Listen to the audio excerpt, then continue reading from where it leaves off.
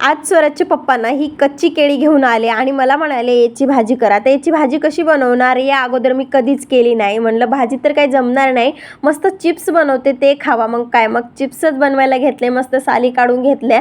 आणि हो, कच्ची केळी आहेत त्याच्यामुळे ना याचे सालं काढायला खूप अवघड जात होतं.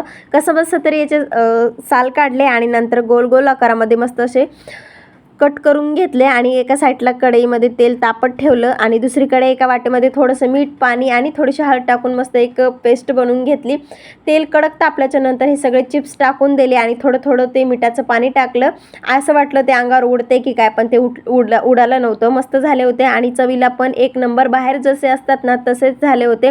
आता यापुढे ना कधी चिप्स खायचे असतील ना उपवासाचे तर मस्त असे घरीच बनवून खायचे. वरतून पिरी पिरी मसाला पण टाकला होता.